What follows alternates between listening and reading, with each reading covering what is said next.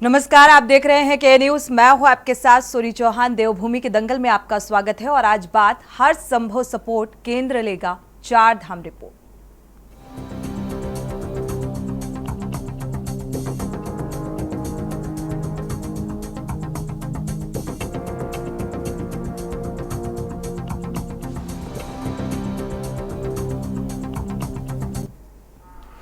विश्व प्रसिद्ध चारधाम यात्रा अपने चरम पर है और इस वर्ष की चारधाम यात्रा ने अब तक के कई रिकॉर्ड तोड़ दिए हैं। आलम यह है कि यात्रा के एक सप्ताह बाद ही पिछले 2 सालों से दोगुने तीर्थयात्री चारों धामों के दर्शन के लिए पहुंचे और अब तक 10 लाख से ज्यादा श्रद्धालुओं ने चारों धामों के दर्शन किए हैं। 31,18,000 से ज्यादा श्रद्धालुओं ने यात्रा के लिए रजिस्ट्रेशन करवाया और धामी सरकार के लिए लाखों की संख्या में उमड़ रही श्रद्धालुओं की भारी भीड़ को दर्शन कराना अब बेहद चुनौतीपूर्ण हो गया है।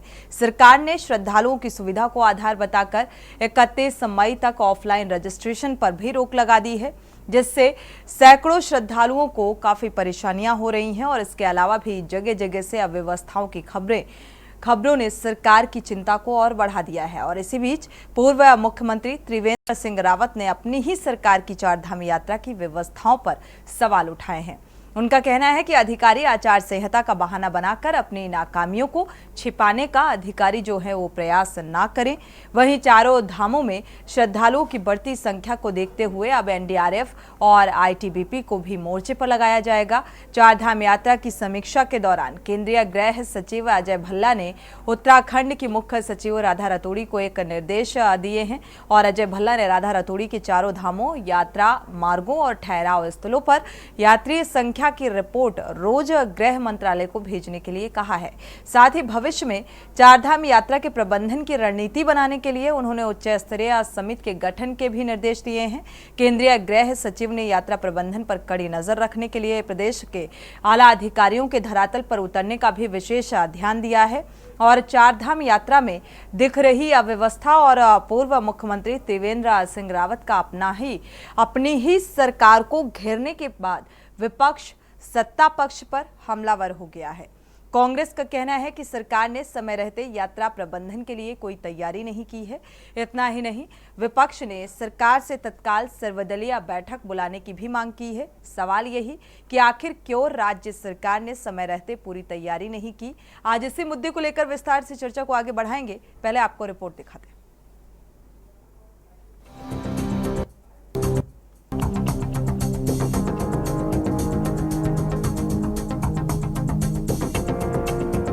चारधाम यात्रा में भारी श्रद्धालुओं का जनसैलाब देखने को मिल रहा है।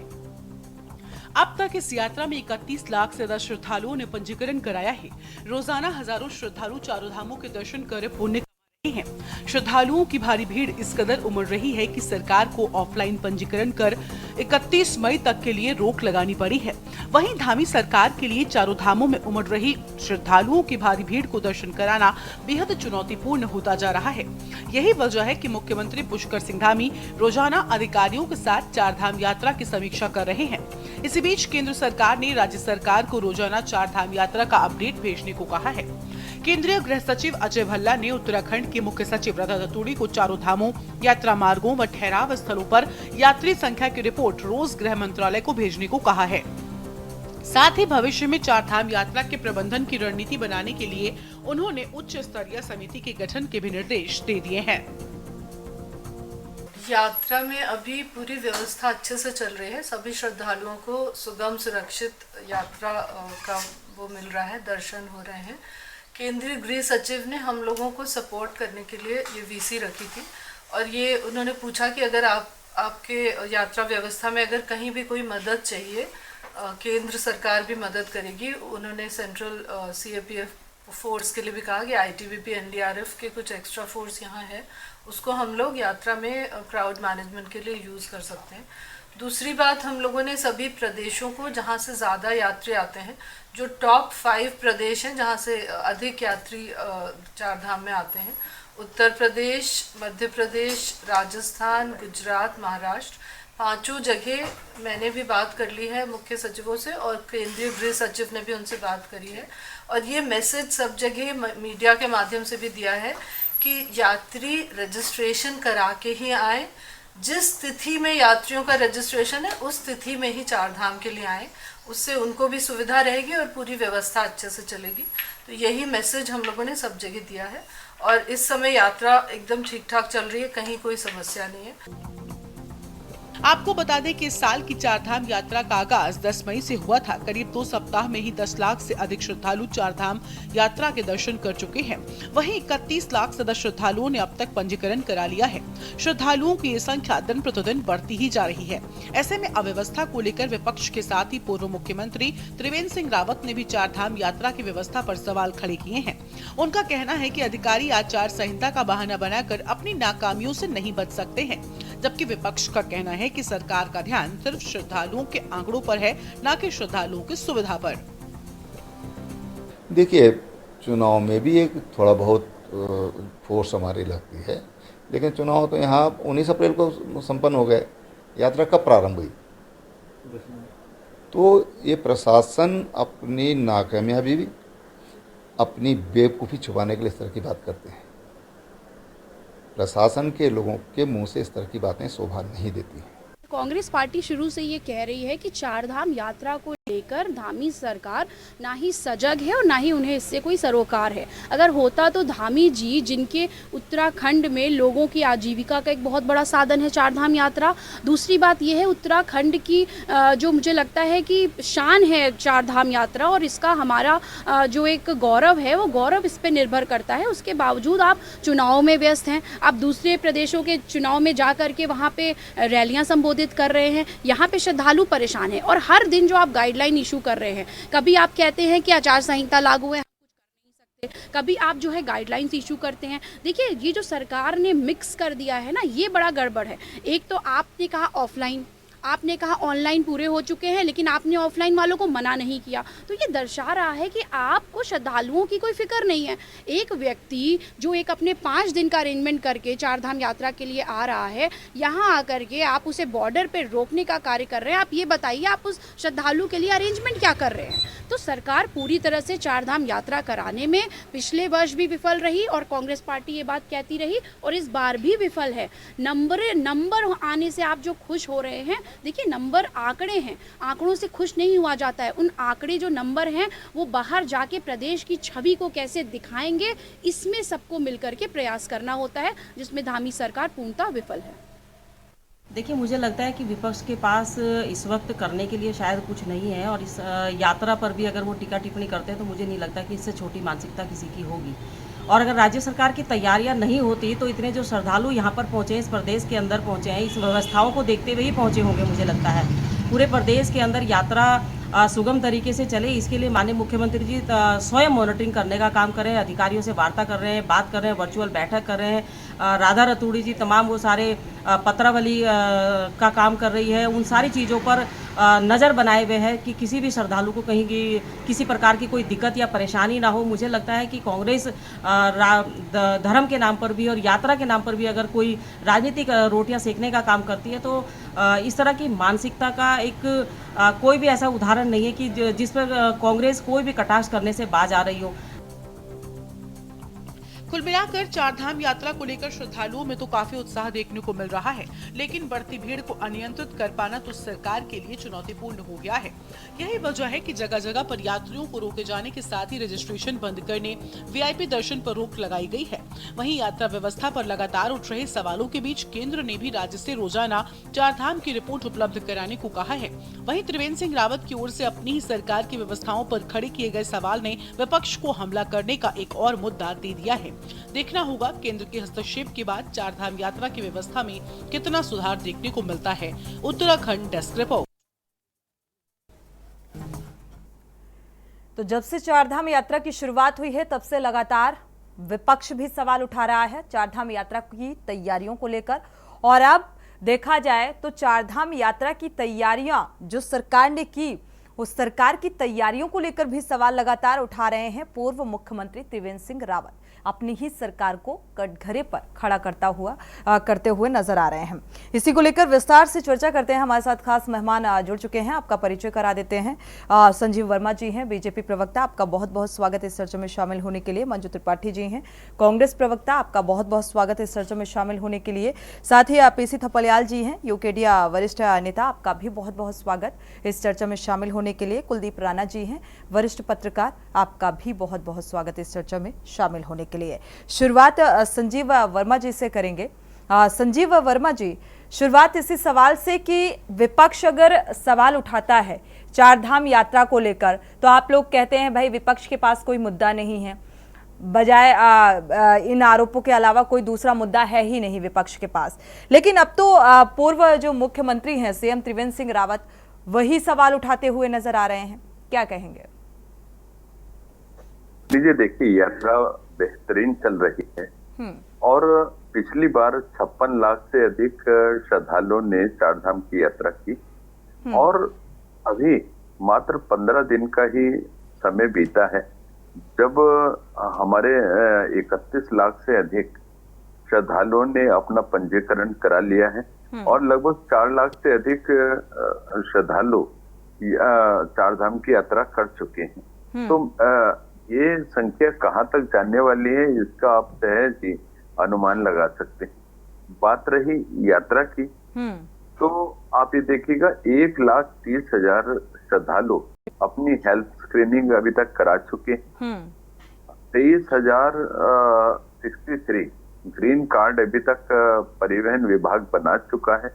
तमाम जितने भी हमारे मुख्य प्रवेश द्वार हैं चारधाम यात्रा के, उन पर ये जो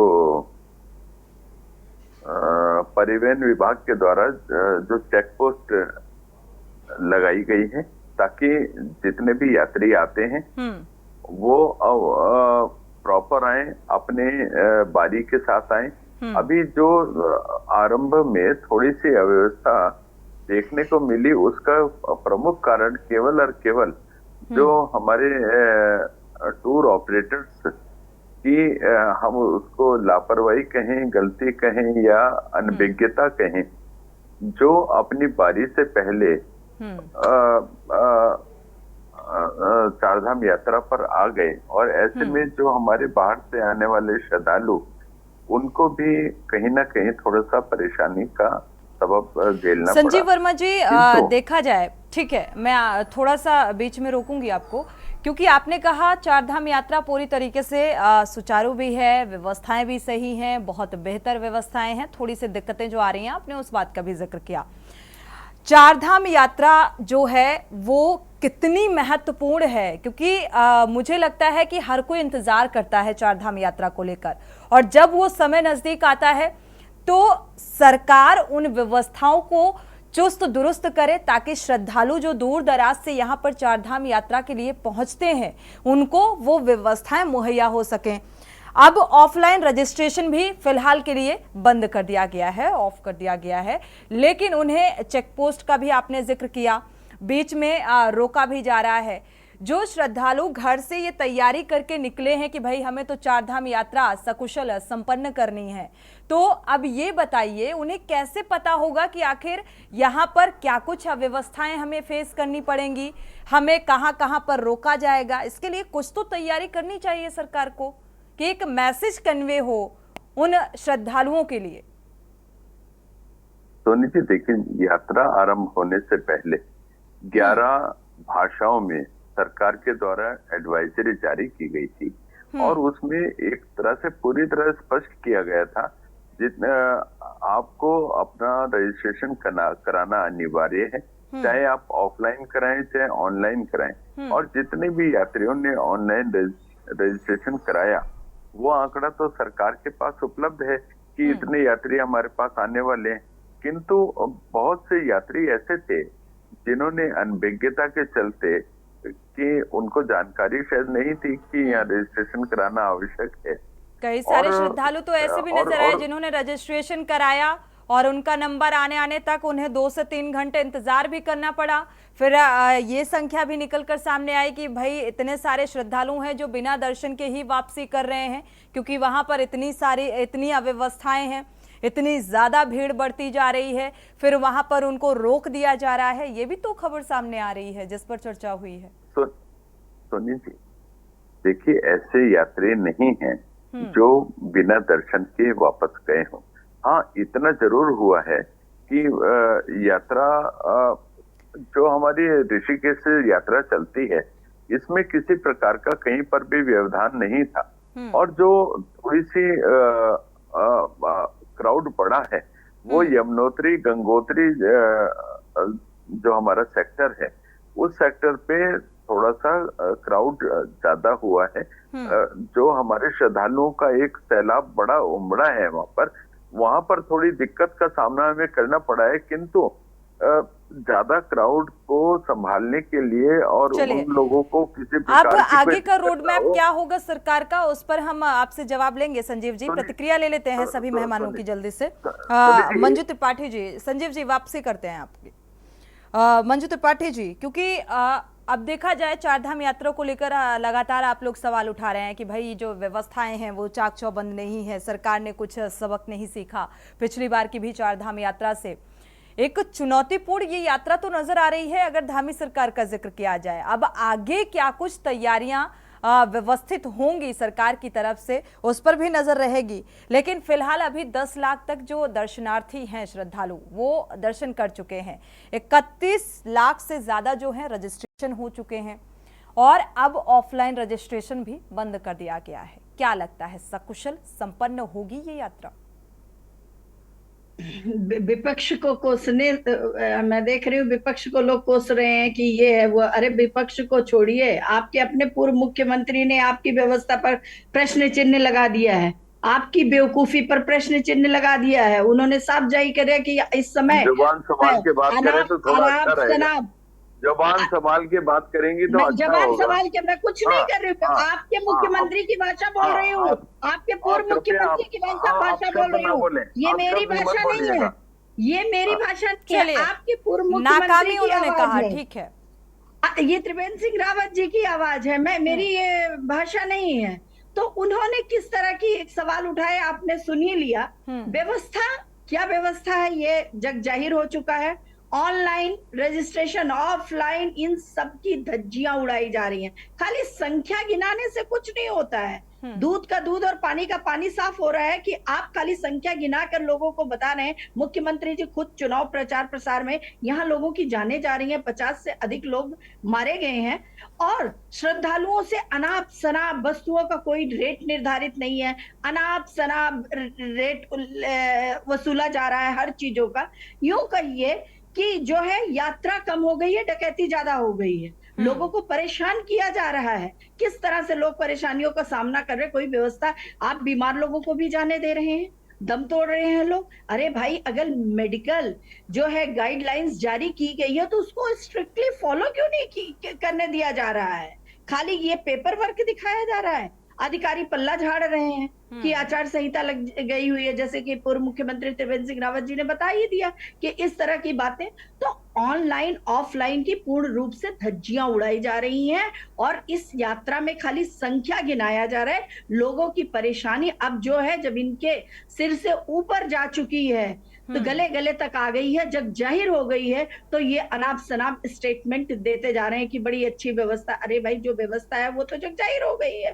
तो इसलिए सरकार को सचेत होना चाहिए और खाली संख्या ना गिनाकर यात्रियों का, श्रद्धालुओं का ध्यान रखना है। अरे आप ठीक है, लोग अगर रजिस्ट्रेशन ऑनलाइन जो रजिस्ट्रेशन करा कर आए हैं वो तो आएंगे ही, आप ऑफलाइन में उनको क्यों नहीं रोक रहे हैं? और जो लोग ऋषिकेश बिना रजिस्ट्रेशन के पहुंच गए हैं, 2-4 जत्था आप वापस कर दीजिए, अपने आप देख लीजिए कि लोग डर जाएंगे। लेकिन नहीं, आपको तो संख्या गिनाना है ना। आप अपनी और भी तरीके हैं अवेयर करने के। ये मैसेज किस तरीके से नहीं, डिलीवर नहीं, करना नहीं, चाहिए, है ना? मुझे लगता है भारतीय जनता पार्टी को ये बताने की जरूरत नहीं है। इसमें तो बहुत अच्छे से माहिर है भारतीय जनता पार्टी कि कौन सा मैसेज कैसे डिलीवर करना है। यूकेडीए प्रवक्ता भी हमारे साथ जुड़े हुए हैं। इस बात का जो सवाल उठाए हैं मंजू त्रिपाठी जी ने, इसका जवाब संजीव जी आपसे लेंगे। पहले प्रतिक्रिया साझा कर लेते हैं, पीसी थपलियाल जी का रुख कर लेते हैं। पीसी थपलियाल जी, क्योंकि आंकड़ा बढ़ा है, इसमें कोई दो राय नहीं है। आपने भी देखा कि क्षमता से अधिक श्रद्धालु इस वक्त चारधाम यात्रा में पहुंच रहे हैं, लेकिन उन व्यवस्थाओं का क्या? अभी तक तो विपक्ष भाई सवाल उठा रहा था, लेकिन अब तो पूर्व मुख्यमंत्री सीएम त्रिवेंद्र सिंह रावत भी सवाल उठा रहे हैं अपनी ही सरकार के खिलाफ। देखिए, धार्मिक यात्राओं का सबसे बड़ा केंद्र है उत्तराखंड। और जहां कहीं भी हम हिंदुस्तान में यात्राएं देखते हैं, जाते हैं, तो वहां ऐसा नहीं दिखाई देता जैसे उत्तराखंड में दिखाई दे रहा है। और इसके लिए हम शर्मसार हैं निश्चित रूप से। आप कहीं चले जाइए, वृंदावन जाइए, वहां भी भीड़ है। आप द्वारकाधीश जाइए, सब जगह, क्योंकि हर जगह भीड़ है। वैष्णो देवी में भीड़ है, अमरनाथ में भीड़ है। लेकिन उत्तराखंड की सरकार इस भीड़ को जो उत्तराखंड में है, इसको नियंत्रण करने में क्यों फेल हो रही है, ये बहुत गंभीर सब्जेक्ट है। और ये गंभीर सब्जेक्ट इसलिए है कि जब हम देखते हैं तो जो जनता का जिस तरह से आग उत्तराखंड में नियंत्रित नहीं हो पाई, उसी तरह से ये जो वेव है की, इसको नहीं कर पा रही है, क्योंकि हमने 24 साल इस राज्य को ले लिया, लेकिन एक सिस्टम डेवलप किया जाता है किसी भी चीज के लिए, वो सिस्टम डेवलप ही नहीं हुआ है। उत्तराखंड में कितना शर्मसार है कि जब चीफ सेक्रेटरी कह रही है कि इतने यहां तक ऐसा होगा, उसके 24 घंटे भी नहीं होते और वो ऑर्डर बदल दिया जाता है। उसके ऊपर एक पूर्व मुख्यमंत्री आकर बोलता है बेवकूफ है प्रशासनिक अधिकारी। अरे आईएएस को, अधिकारियों को तुम जो इतनी मेहनत से आईएएस अफसर बनते हैं, और उनको तुम बेवकूफ कह रहे हो एकदम से। तुम होशियार हो गए। तुमने होशियारी क्या की, जो तुम बताओ ना कि तुमने ऐसा सिस्टम डेवलप किया था जो आज फेल हो गया। आज हमारा सिस्टम वही है जो कालांतर से हमारा उत्तर प्रदेश है। उससे पहले ऋषिकेश हमारा द्वार था। ऋषिकेश में हम यात्रियों को जमा करते हैं और उसके बाद दू 4 यात्राएं करके वापस ऋषिकेश पटक देते हैं। हमारा फर्ज था कि जैसे जैसे संख्या बढ़ रही है, हमने उनके 4 जो हमारे प्रमुख वो है केंद्र, वहां भी नंबर 2 केंद्र बनाने थे। ऋषिकेश के बाद सेकंड 4 धामों के जो द्वार हैं वो डेवलप करने थे। 4 धामों के धाम डेवलप नहीं कर पाए। हमने यात्रियों को, क्योंकि पहले उत्तराखंड की सरकार में जो पर्वतीय सरकार थी उत्तर प्रदेश के टाइम में, उस समय हमारे पास बहुत अच्छा सिस्टम डेवलप था। हमारे पास हमारे टीआरसी थी, हमारे गाड़ियां थी। गढ़वाल मंडल विकास निगम एक ताकतवर पर्यटन व्यवस्था संचालित करता था, वो हमारे पास है। आज टूर ऑपरेटरों के हाथ में जा चुका है। टूर ऑपरेटर भी उत्तराखंड के नहीं है बेचारे, वो टेप नहीं कर पा रहे। दिल्ली से बाहर के टूर ऑपरेटर आकर यहाँ पे उद्यम मचाए हैं, और तुमने, इन सरकारों ने यात्रियों को उन्मादी बना रखा है। मैडम, आप ये देखिए, जब कांवड़ यात्रा आई है, तुम्हारा मुख्यमंत्री फूल बरसाता है जाकर। What is this? It is cheap popularity. ये सस्ता लोकप्रियता हासिल करने का जो हथियार इन्होंने बनाया है, वही इनके लिए अब अभिशाप बनकर आ रहा है। वही चीज, क्योंकि तुम जब उनको उन्मादी बनाओगे, अरे तो तुम ढोल पीटेंगे। वो उन्मादी हो चुका है, उसको नहीं मालूम कि मेरा धर्म क्या है। आज के युवा को तुमने यही धर्म सिखाया भाई 10 सालों में, कि ऐसा है, मुसलमानों को गाली दो, विपक्ष को गाली दो, तुम हिंदू बन गए। तुम हिंदू, अगर हम हिंदू बनते इन 10 सालों में निश्चित रूप से, तो यात्रा का स्वरूप ही अलग है।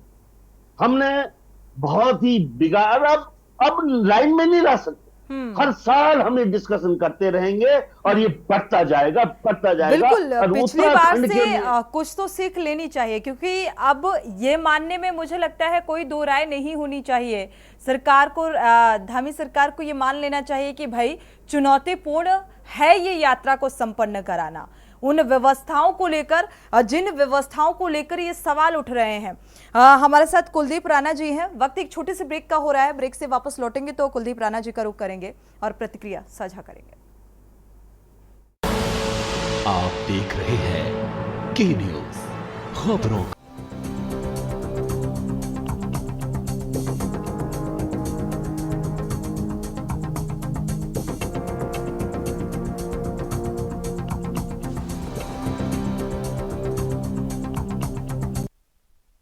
ब्रेक से वापस आ रहे हैं। लगातार चारधाम यात्रा को लेकर देवभूमि के दंगल में हम चर्चा कर रहे हैं, क्योंकि अब जो है ऑफलाइन जो रजिस्ट्रेशन है उनको भी बंद कर दिया गया है।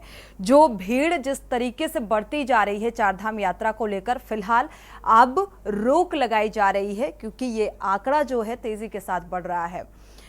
कुलदीप राणा जी का रुख कर लेते हैं। कुलदीप राणा जी, क्योंकि पूर्व सीएम का जिक्र करें जिन्होंने खुद व्यवस्थाओं को लेकर सवाल उठाए हैं, ये विपक्ष में नहीं है, फिलहाल अपनी ही सरकार की व्यवस्थाओं को लेकर सवाल उठा रहे हैं। विपक्ष के वो तमाम आरोप, और ये सरकार का, धामी सरकार का मैनेजमेंट है या मिसमैनेजमेंट है, क्या देख पा रहे हैं?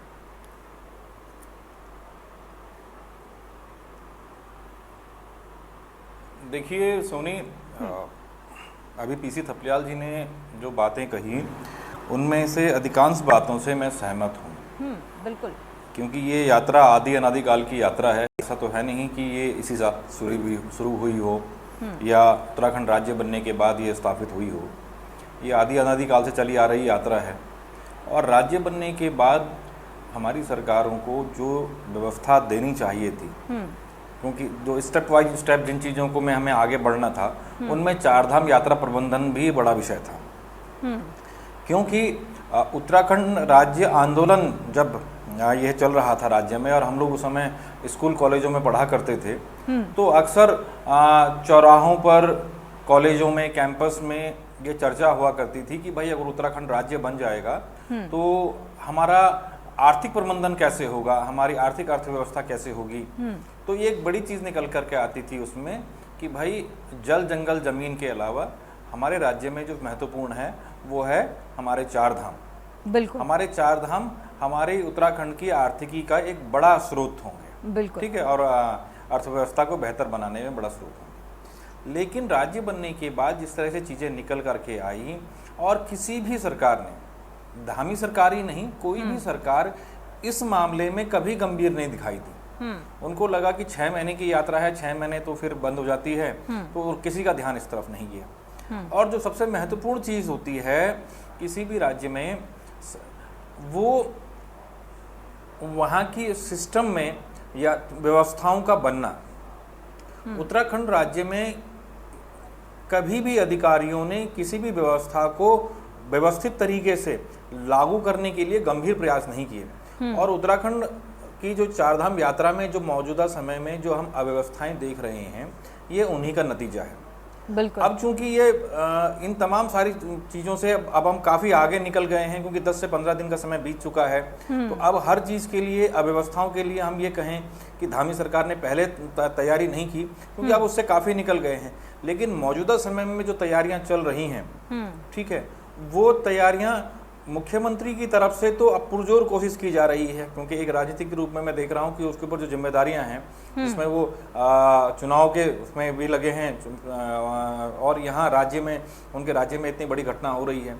अभी हमने कुछ समय पहले जब राज्य में वनाग्नि की समस्या हुई थी, तब आकर के मुख्यमंत्री को आकर के ही मोर्चा संभालना पड़ा था। और अभी जब यात्रा को लेकर के हुआ, तो ना तो पर्यटन मंत्री थे, ना धर्मोत्सव मंत्री थे, ना स्वास्थ्य मंत्री थे, ना PWD मंत्री थे। फिर आकर के मुख्यमंत्री को ही सारी चीज़ों को लेकर कमान संभालनी पड़ी। आश्चर्य की बात यह है कि हमारा शासन तंत्र भी न जाने कहाँ सोया हुआ रहता है, जो चीज़ों को लेकर के जब तक उसके कान नहीं मरोड़े जाते हैं तब तक वो जागता नहीं है, तब तक वो एक्टिव नहीं होता है। ठीक, अच्छा देखिए, अभी मैं भाजपा प्रवक्ता की बात सुन रहा था, उन्होंने तमाम आंकड़े रखे।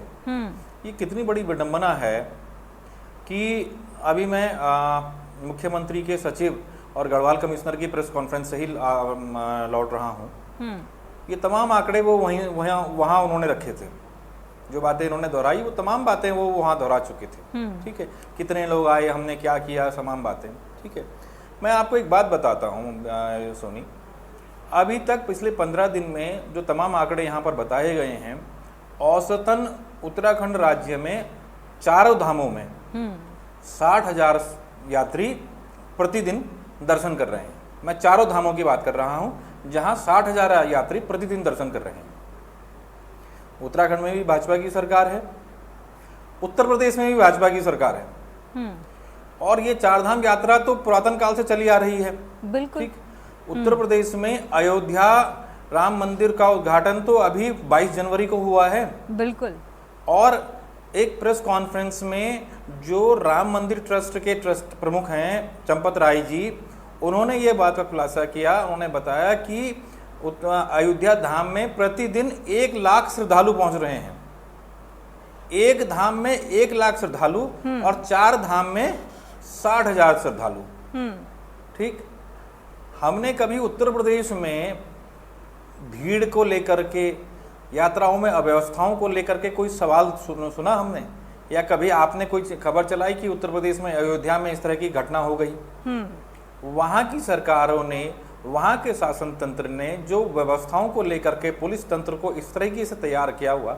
और मुझे तो ये भी जानकारी लगी कि योगी आदित्यनाथ जी जो वहाँ के मुख्यमंत्री हैं, उन्होंने धामों के लिए अलग तरीके की पुलिस में ही एक अलग पुलिसिंग की व्यवस्था की है। वो बड़े तरीके से आपके साथ सब, हालांकि स्टार्टिंग में थोड़ी सी दिक्कत हुई, स्टार्टिंग में थोड़ा सा लगा कि हाँ भीड़ जो है बेकाबू हो रही है, या तो एक लंबे वर्षों का इंतजार था, लेकिन फिलहाल उसके बाद से वो खबर दोबारा सामने नहीं आई, क्योंकि मैनेजमेंट को और बेहतर करने पर जोर दिया गया। वो पूरी नियंत्रण में जोर दिया गया और प्रतिदिन उस मैनेजमेंट को और बेहतर किया गया, और उसका परिणाम ये है। बिल्कुल तुलनात्मक रूप से दोनों चीजें हैं। तीसरा सवाल हम नहीं कह रहे हैं, अब तो आपके पूर्व मुख्यमंत्री कह रहे हैं। बिल्कुल। आपके अभी राज्य लोकसभा के लिए चुनाव भी लड़ा है उन्होंने, सांसद होने जा रहे हैं, अगर चुनाव जीतते हैं तो वो सवाल खड़े कर रहे हैं। ठीक। तो कहीं ना कहीं सरकार को अपने शासन के कान ऐंठने जरूरी हो गए हैं।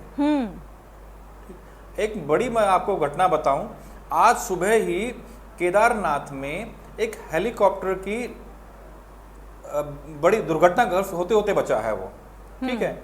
और जब उसके विजुअल देखे गए तो उत्तराखंड के शासन के सचिव का कहना यह है कि सॉफ्ट लैंडिंग हो गई। अगर आप उसके विजुअल देखेंगे, उसकी वो हेलीपैड से नीचे उतर गया, कई चक्कर खा करके वो हेलीपैड से नीचे उतर गया और उस उबड़ खाबड़ जगह पर वो कहीं पर फंस गया। उसकी हेलीकॉप्टर की टेल टूट गई है, उसका फ्रंट टकरा गया है। अगर इसे सॉफ्ट लैंडिंग कहते हैं तो हेलीकॉप्टर तो क्रैश लैंडिंग कैसे होती है? बिल्कुल। मतलब चीजों को लेकर के कितना मूर्ख बनाया जा रहा है अधिकारियों द्वारा, जनता को भी और मुख्यमंत्री को भी। बिल्कुल। ठीक। और ये सुबह 7 बजे की घटना है और तब तक वो हेलीकॉप्टर बताया जा रहा है कि 3 सॉर्टीज अपनी पूरी कर चुका था। तो इतनी सुबह सुबह अगर एक चॉपर जाकर के वहां पर इतना कुछ कर रहा है तो आप अंदाजा लगा सकते हैं कि धामों में अधिकारियों की लापरवाही, बिल्कुल अधिकारियों पर संजीव जी का रुख कर लेते हैं कुलदीप जी, क्योंकि सवाल ये बेहद महत्वपूर्ण है, क्योंकि हर जगह सूबे का जो मुखिया होता है वो हर जगह जाकर हर जगह की कमान तो नहीं संभाल सकता। एक जो मैनेजमेंट होना चाहिए, क्या अधिकारियों को बार बार निर्देशित करने के बावजूद भी ये अधिकारी बेपरवाह और लापरवाह क्यों उन निर्देशों का पालन करते हुए नजर नहीं आ रहे हैं, या फिर सूबे के मुखिया करा नहीं पा रहे हैं? क्या कहा जाए इसे? सोनी जी देखिए, यात्रा बहुत शानदार चल रही है। आरंभ में हमने बोलिए कुछ कह रही हैं संजीव जी, आपकी नजर में सवाल खामेखा उठाए जा रहे हैं फिर, और कौन उठा रहा है? विपक्ष को छोड़िए, आप विपक्ष के सवालों से ऐतराज होता है। जैसे सेफ लैंडिंग बताई जा रही है वैसे ही मेरी बात आने देंगे जब कमेंट कीजिएगा। मेरी बात आने दीजिए, जब कमेंट जरूर कीजिएगा। जी बिल्कुल। यात्रा बहुत शानदार चल रही है, सुव्यवस्थित चल रही है, सुरक्षित चल रही है, सुगम चल रही है। हाँ, मैंने इस बात को स्वयं स्वीकार किया है, आरंभ में थोड़ा सा क्राउड मैनेजमेंट की वजह से जो हमारा यमुनोत्री और गंगोत्री सेक्टर है वहां पर थोड़ी प्रॉब्लम जरूर क्रिएट हुई, लेकिन धीरे धीरे उसको भी पूरी तरह से स्ट्रीमलाइन किया जा रहा है और मैं सोचता हूँ काफी हद तक हम उसमें कामयाब हो चुके हैं। और क्राउड मैनेजमेंट के लिए आईटीबीपी और एनडीआरएफ, एसडीआरएफ, डीडीआरएफ और 5000 हमारी फोर्सेस के जो सिपाही हैं और फोर्सेस हैं वो पूरे यात्रा मार्ग पर लगे हैं ताकि किसी को भी किसी प्रकार की कोई दिक्कत ना आने पाए। और आप चारधाम यात्रा में आप देखिएगा, चाहे वहां पे स्टेइंग कैपेसिटी की बात करें कोई दिक्कत नहीं है, खाने पीने की कोई दिक्कत नहीं है, पानी की कोई दिक्कत नहीं है। यात्रा में रजिस्ट्रेशन के लिए 31 मई तक ऑफलाइन हमने बंद कर दिया है ताकि जो हमारा एक बैकलॉग है वो बैकलॉग हम पूरी तरह से उसको स्ट्रीमलाइन कर दें। उसके बाद मैं सोचता हूँ किसी प्रकार की कोई भी दिक्कत नहीं पड़ेगी। और मैं सोचता हूँ हमारे जितने भी यात्री आए हैं, सरकार का हमेशा एक ही ध्येय रहता है कि दूसरे प्रदेशों से या विदेशों से जो भी यात्री हमारे प्रदेश में आया है वो एक अच्छा सकारात्मक फीडबैक लेकर यहाँ से जाए। और उसी लाइन पर हमारी सरकार लगातार काम कर रही है। 156 एम्बुलेंसेज पूरे यात्रा रूट पे लगाई गई हैं, 465 डॉक्टर्स की सारी टीम। व्यवस्थाओं के बावजूद भी श्रद्धालुओं को अपनी जान गंवानी पड़ जाती है तो ये बड़ा मुद्दा बन जाता है। संजीव जी, मुझे लगता है व्यवस्थाओं का हवाला देकर इन खामियों को नहीं भरा जा सकता है। थपलियाल जी की बात आपने बखूबी सुनी होगी। थपलियाल जी ने टूर ऑपरेटर का जिक्र किया था, उस बात से कुछ इत्तेफाक रखते हैं?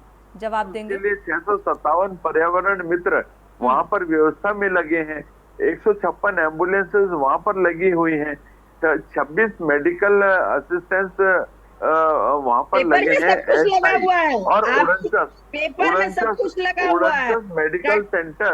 49 मेडिकल सेंटर वहाँ पर वर्तमान में काम कर रहे हैं। और लेकिन ये कांग्रेसी ये आस्था विरोधी, ये सनातन विरोधी, ये सनातन विरोधी ये चारधाम की बात करेंगे, ये चारधाम पे सवाल उठाएंगे, ये चारधाम पे सवाल उठाएंगे। ये त्रिवेंद्र सिंह रावत को लेकर क्या कहेंगे? वो क्यों सवाल उठा रहे हैं भाई संजीव जी? यात्रा पे सवाल उठाएंगे। मंजू जी एक मिनट, मंजू जी एक मिनट, दूर तक कोई लेना देना नहीं। बता तो रही हूँ कि ये यात्रा आधी विरोधी है, भगवा विरोधी है आप लोग, भगवा विरोधी है आप चारधाम की छवि धूमिल करने का काम कर रहे हैं। दुर्गति जो है आप उत्तराखंड की छवि कैसे? मंजू जी एक मिनट, आपको आवाज मिल पा रही है? संजीव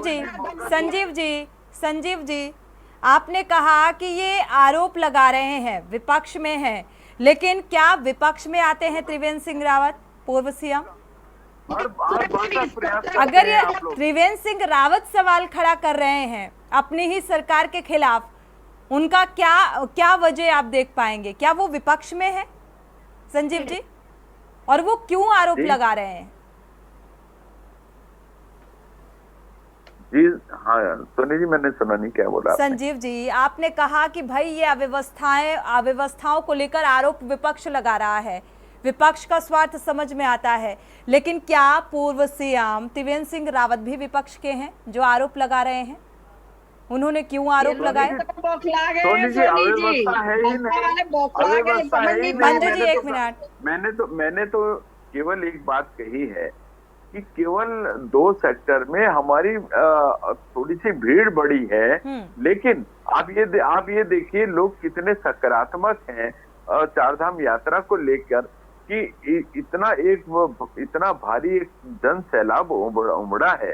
तो ये यहाँ की एक यात्रा सुगम चल रही है, सुरक्षित चल रही है और एक सुव्यवस्थित चल रही है, इसीलिए तो लोग आ रहे हैं। इसीलिए एक जो नंबर्स आप अभी कह रहे थे कि नंबर नंबर और मात्रा अगर देखा नंबर- जाए बढ़ता हुआ नजर आ रहा है, इसको बिल्कुल नजरअंदाज नहीं किया जा सकता संजीव जी। लेकिन आंकड़ा बढ़ने के साथ साथ अगर देखा जाए वो तमाम व्यवस्थाएं भी होनी चाहिए इन श्रद्धालुओं के लिए। आपने अभी राम मंदिर का एग्जाम्पल दिया है, आपने कुलदीप राणा जी की भी बात सुनी होगी, तो क्या लगता है वहां के क्राउड मैनेजमेंट वहां पर किस तरीके से हो रहा है, उससे कुछ सीख ले लेनी चाहिए अगर पिछली चारधाम यात्रा से नहीं ली सरकार ने? बिल्कुल ले रहे हैं मैडम, बिल्कुल हम मंजू उससे भी त्रिपाठी सीख जी ले का रुख रहे करेंगे। हैं, हम उससे भी सीख ले रहे हैं। लेकिन क्या हमारा जो चार धाम यात्रा का जो एक भौगोलिक स्थिति है उसको भी देखना चाहिए, कैपेसिटी भी देखनी चाहिए। भौगोलिक स्थिति तो सरकार को बखूबी पता है, वहां की कैपेसिटी भी पता है कि अगर इतने लाख से ज्यादा श्रद्धालु वहां पर पहुंचते हैं तो किस तरीके से अव्यवस्थाएं चरम पर होंगी। इस बात से इत्तेफाक ऐसा नहीं है कि सरकार ने आकलन नहीं किया होगा। मंजू त्रिपाठी जी का रुख कर लेते हैं। मंजू त्रिपाठी जी, विपक्ष में होने के नाते हो हल्ला करना अच्छी बात है, लेकिन आपने देखा होगा कि जब कांग्रेस की सरकार रही तब इतना ज्यादा क्राउड नहीं था, तब भी अव्यवस्थाएं सामने आती थी। आज भारतीय जनता पार्टी की सरकार है, तब भी अव्यवस्थाएं, हालांकि आंकड़ा जरूर बढ़ा है। क्या वजह? आंकड़ा बढ़ने से सोनी जी कुछ नहीं होता है, व्यवस्था प्रॉपर होनी चाहिए। समय रहते राज्य सरकार ने यात्रा की अगर पूरी व्यवस्था की होती तो आज श्रद्धालुओं की ये दुर्गति नहीं होती। खाली संख्या खाली बढ़ा देने से हमारे मेरी बात को अपनी सच्चाई यात्रियों को फूल बरसाने से और यात्रियों को इकट्ठा करने से ऋषिकेश को, अरे क्यों भूल जाते हैं, क्यों भूल जाते हैं? आप लोग 5 लाख को नहीं संभाल पाते थे, हमने 56 लाख की एक सफल यात्रा करवाई है पिछले वर्ष। अलग अलग राज्यों से लोग परेशान हो रहे हैं, अनाज शराब जो उनसे दाम वसूले जा रहे हैं, क्या सोच रहे हैं आप उत्तराखंड की? कोई परेशान नहीं है, कोई परेशान नहीं, कोई परेशान नहीं है। कांग्रेस परेशान है, कांग्रेस परेशान है, कांग्रेस को बुरा लग रहा है, कांग्रेस को बुरा लग रहा है कि सनातनी, कांग्रेस को बुरा लग रहा है कि सनातनी कैसे यात्रा कर रहे हैं। चलिए पेशी थपलियाल जी का रुख कर लेते हैं एक बार फिर से। आप पेशी थपलियाल जी, भाई अभी संजीव जी ने कहा क्योंकि 5 लाख का जो क्राउड है, कांग्रेस की सत्ता थी तो वो संभाल नहीं पाते थे, हम 56 लाख को संभाल रहे हैं, यानी कि आंकड़े को लेकर तो गदगद है भारतीय जनता पार्टी, इसमें कोई शक नहीं है, बातों से ही पता चल रहा है। और जिस तरीके की, लेकिन आरोपों के बीच सबसे महत्वपूर्ण यही है कि आखिर व्यवस्थाओं को लेकर बार बार सवाल ये क्यों उठाया जा रहा है और आखिर क्यों इसे एक चुनौतीपूर्ण तरीके से जो है धामी सरकार नहीं ले रही है, या फिर वो जिम्मेदार जो है, जिनको ये जिम्मेदारी थमाई गई है अधिकारियों को, वो अपनी जिम्मेदारी नहीं निभा रहे हैं। वर्तमान में ये स्पष्ट हो चुका है कि सिस्टम फेल हो चुका है और यात्रा हमारी आपदा बनकर हमारे सामने खड़ी है। इसीलिए केंद्र ने इंटरवेंशन किया और आईटीबीपी को लगाया। जब हम बच्चे थे तो तब भी बड़े बड़े मेले होते थे, जगह जगह मेले होते थे, भीड़ होती थी उन मेलों में, बिल्कुल। और उन मेलों में स्कॉट के बच्चे कंट्रोल करते थे मैडम, स्कॉट के। आज कहाँ है स्कॉट? आज तुमने जनता को दूर कर दिया है। आज तुमने अगर खत्म कर दी, बेच दी हमारी यात्राएं, जो आज की तारीख में जिस यात्राओं को पटवारी, कानूनगो और तमाम एसडीएम एडीएम कंट्रोल कर सकते थे, वहां मुख्यमंत्री को चलकूद मचा रहे हैं। तो ये समय बड़ी समस्या हो गई है। मैं इसीलिए बोलता हूं कि अगर लोकतंत्र को और इस राज्य को, इस देश को बचाना है तो पंचायती राज एक्ट लाते हैं जिससे कि तमाम लोग जिम्मेदार हों। हमारी यात्राएं नमो शिवाय का मन, अगर हिंदुत्व का जो मूल है उसके आधार पे अगर हमारी यात्राएं हो तो कभी भी आपको उदंडता और ये जो वेग दिखाई दे रहा है ये नहीं दिखाई देगा। लेकिन अब क्या करें, अब फेल हो चुका है सिस्टम। अब सिस्टम में आईटीबीपी आ गई है, आईटीबीपी अब इस भीड़ को नियंत्रित करेगी, एनडीआरएफ इसको नियंत्रित करेगी। ये उत्तराखंड सरकार के लिए एक बहुत शर्मनाक कदम है। चाहे कुछ भी हो, किसी को भी फेल्यूर मानो, अगर एक मुख्यमंत्री है तो उसके नीचे पर्यटन मंत्री है, उसके नीचे तमाम जिला का प्रशासन है और जिला के प्रशासन के नीचे भी ब्लॉक तक प्रशासन, जो लाखों करोड़ रुपए ले रहे हैं अपनी सेवाओं के लिए, आज वो घर बैठे हुए।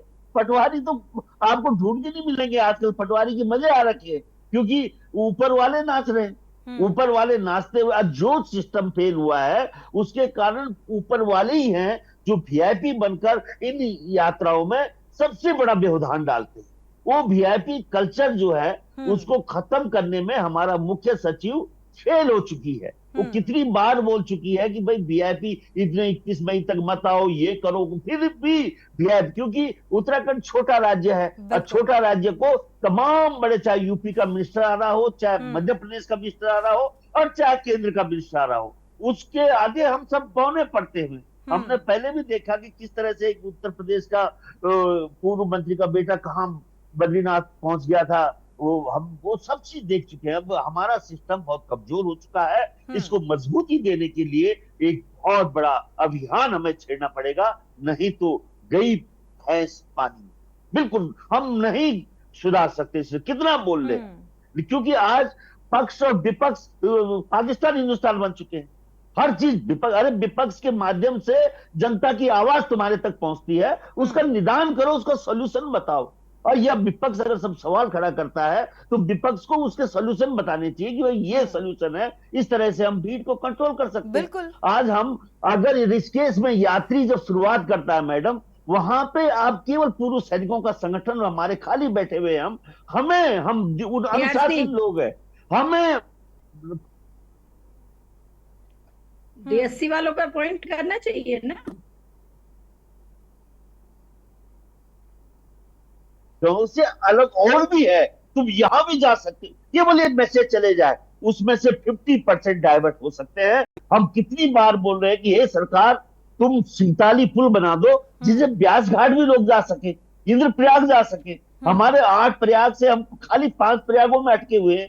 इन तमाम चीजों को लेकर जो चीज आज अगर हम रियल हिंदुत्व का जो जड़ उत्तराखंड है और इसको आध्यात्मिक धरती और अध्यात्म का विश्व का केंद्र बनाना चाहते हैं तो हमें समझदारी से काम करना पड़ेगा। तू मैं की राजनीति से हम खत्म हो चुके हैं। हम राम की राजनीति को लाना चाहते हैं। राम जब राजा थे तो सबकी सुनते थे, रावण नीति किसी की नहीं सुनती थी क्योंकि अहंकारी थी। आज इस राज्य में और इस देश में रावणी राजनीति ने हमें कहीं का नहीं छोड़ा। मैडम चौराहे में खड़ा हम कुछ नहीं बोल पा रहे, हम किसी को जैसा लग रहा है रावण राज, तो इसलिए रावण राज तो दिख रहा है, 10 सालों से दिख रहा है। रावण राज ही था, 2014 से पहले रावण राज ही था, 2014 से पहले रावण राज ही होता था। सुना नहीं, क्या क्या बेचोगे जमीन। संजीव जी, मंजू जी एक मिनट, मंजू जी संजीव जी से जवाब ले लेते हैं और कुलदीप राणा जी का रुख करते हैं। संजीव जी, आपने ठीक से सुना नहीं था पलियाल जी की बात। रामराज्य की बात करके रावण नीति पर काम कर रही है क्या भारतीय जनता पार्टी, और इसीलिए ये अव्यवस्थाएं हैं?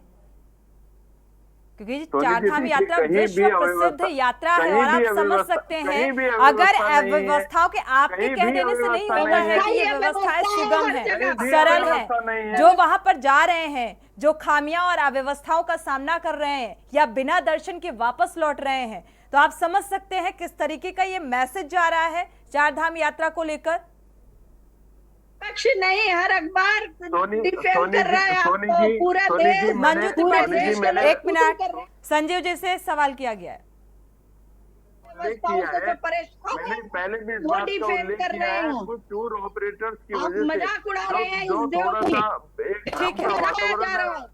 ठीक है मंजू जी, संजीव जी, कुलदीप राणा जी का रुख कर लेते हैं। कुलदीप राणा जी, विश्व प्रसिद्ध यात्रा जिसे लेकर चारधाम यात्रा को लेकर, क्योंकि आपको पता है कि चारधाम यात्रा का लोग बेसब्री से इंतजार करते हैं, और अब चारधाम यात्रा को लेकर जो अव्यवस्थाओं का हो हल्ला मचा हुआ है, इसको लेकर किस तरीके का मैसेज जाता हुआ नजर आ रहा है?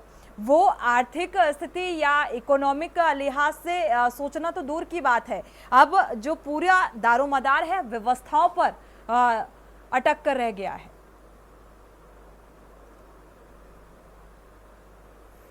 सोनी, आपने ये बहुत बढ़िया सवाल आपने पूछा। देखिए, मैं आपको 2014 की घटना बताता हूँ। मैं केदारनाथ आपदा के 1 वर्ष पूरे होने के बाद मैं एक फीडबैक के लिए रेंडमली मैं उन तमाम क्षेत्रों में गया जहाँ जो उस दौरान प्रभावित रहे, आपदा के दौरान प्रभावित क्षेत्र थे। जब मैं उत्तरकाशी गंगोत्री में था तो गंगोत्री में कपाट खुल चुके थे और दुकानें सूनी पड़ी हुई थी, ठीक है। और जब मैंने वहाँ के लोगों से बातचीत की, उन दुकानदारों से बातचीत की, स्थानीय दुकानदारों से बातचीत की जो यात्रा के दौरान आते हैं, तो वो फूट फूट करके रो पड़े कि उनका घर बार सब बिकने को हो गया है। उन्होंने कर्ज लेकर के यात्रा के लिए सामान जोड़ा था ताकि यात्रा चलेगी उसके बाद, और स्थिति ये आ गई है कि हम बच्चों को पढ़ा नहीं सकते। कुछ लोगों ने तो यहाँ तक कहा था कि अब हमारे पास अपने जीवन को समाप्त करने के अलावा कोई चारा नहीं बचा। वो दृश्य भी मैंने देखा है, मैं उसको खुद कवर करके आया हूँ। आज अगर उत्तराखंड में इतनी बड़ी संख्या में श्रद्धालु यात्रा में आ रहे हैं, तो ये उत्तराखंड की अर्थव्यवस्था के साथ साथ जो 6-6 महीने की जो ये यात्रा है, और वहाँ उन क्षेत्रों में जो उनसे जुड़े हुए व्यवसायी हैं, छोटे छोटे दुकानदार हैं, चाहे वो चाय वाला है, फूल प्रसाद वाला है, उनके लिए ये बड़ा अच्छा संकेत है। उनके बच्चों के भविष्य के लिए भी बड़ा अच्छा संकेत है कि यार चलो इस बार हम अपने बच्चे का किसी अच्छे स्कूल में एडमिशन करा लेंगे, अच्छे कोर्स में एडमिशन करा लेंगे, क्योंकि यात्रा ठीक चल रही है, भीड़ खूब आ रही है, तो उनका आर्थिक प्रबंधन भी थोड़ा ठीक हो रहा है। ठीक, यही राज्य है, हम लोग भी छोटे छोटे थे जब ऋषिकेश से सुबह गाड़ी यात्रा के लिए निकलती थी और दूसरे दिन शाम को बद्रीनाथ पहुंचती थी। आज प्रधानमंत्री की ऑल वेदर रोड के कारण सुबह 7 बजे आप ऋषिकेश से निकलिए, शाम को 5 बजे आप बद्रीनाथ में होते हैं एक दिन में। चौड़ी सड़कें, शानदार सड़कें। हाँ, ये बात अलग है कि कहीं जगह काम हो रहा है, अभी प्रगति पर है, तो इसलिए थोड़ा जाम। लेकिन समस्या क्या है कि जहां जहां ये समस्या है उसके समाधान के लिए हमारे पास हमारे सिस्टम के लोग नहीं हैं। सड़कों पे ट्रैफिक व्यवस्था के, उत्तराखंड में ट्रैफिक डायरेक्टरेट है, लेकिन ट्रैफिक व्यवस्था के लिए लोग नहीं हैं। ठीक। दूसरी बात, ये आपने बड़ा अच्छा सवाल पूछा कि क्या संदेश लेकर के जाएंगे। ऋषिकेश में मैं एक समाचार, आप ही के समाचार चैनल पे देख रहा था कुछ दिनों पहले कि आपके रिपोर्टर ने जब यात्रियों से पूछा तो उन्होंने कहा हम यहाँ 13 तारीख से आ रखे हैं और हमें आगे नहीं जाने दिया जा रहा है, और अब मध्य प्रदेश के वो लोग थे, और अब हमारे पैसे भी खत्म हो गए हैं, अब हमारे पास वापस जाने के अलावा कोई चारा नहीं बचा हुआ है। तो उनसे पूछा गया कि आपने दर्शन किए, उन्होंने कहा कहाँ से दर्शन करें, 13 तारीख के बाद से तो यहीं बैठे हुए हैं, बिल्कुल इंतजार करते हुए। ये आपके ही चैनल पे मैंने देखी थी ये खबर। अब वो लोग जब मध्य प्रदेश लौटेंगे तो क्या मैसेज देंगे? किसने रोका उनको? घर से मन बना करके निकले। हमारे हिंदू परिवारों में एक बात कही जाती है अक्सर कि जब धाम से भगवान का बुलावा आएगा तो यात्रा को जाएंगे। एक आम टेंडेंसी रहती है, एक आम बात हम लोग कहते हैं कि धाम से बुलावा आएगा, जब बाबा का बुलावा आएगा, जब बद्री विशाल का बुलावा आएगा तब दर्शन को जाएंगे। ठीक है, उनको बुलावा आया, वो घर से निकल के आगे, इतनी दूर आ गए, ठीक, और मात्र 200-300 किलोमीटर दूर उनको रोक दिया जाता है और वो जा नहीं पाते। क्या मैसेज जाएगा? पूरी देश दुनिया से लोग यहाँ पर आते हैं। बिल्कुल। ये यात्रा, कुलदीप राणा जी, समय कम है, चर्चा को आगे नहीं बढ़ा सकते। आप सभी मेहमानों का इस चर्चा में शामिल होने के लिए बहुत बहुत शुक्रिया। लेकिन सवाल यही चारधाम यात्रा को लेकर कि व्यवस्थाओं का जो लगातार ये कहा जा रहा है कि भाई यात्रा, चारधाम यात्रा बहुत सुगम है, सरल है, श्रद्धालु भारी तादाद में पहुंच रहे हैं, उन्हें अव्यवस्थाओं का सामना नहीं करना पड़ रहा है। लेकिन आखिर वो दिन क्यों ये जिम्मेदार भूल जाते हैं, यानी कि त्रासदी का वो दिन, केदारनाथ त्रासदी आज भी लोगों के जहन में याद आती है। जब इस तरीके का भीड़ का आंकड़ा बढ़ता है तो व्यवस्थाओं को लेकर सवाल उठना लाजमी हो जाता है। तो उन व्यवस्थाओं को लेकर सरकार की एक बड़ी जिम्मेदारी है और इसे चुनौतीपूर्ण तरीके से लेना चाहिए, तभी शायद उन व्यवस्थाओं को सुदृढ़ किया जा सकता है। इसी के साथ देवभूमि के दंगल में इतना ही। आगे खबरों के लिए आप देखते रहिए के न्यूज़ इंडिया।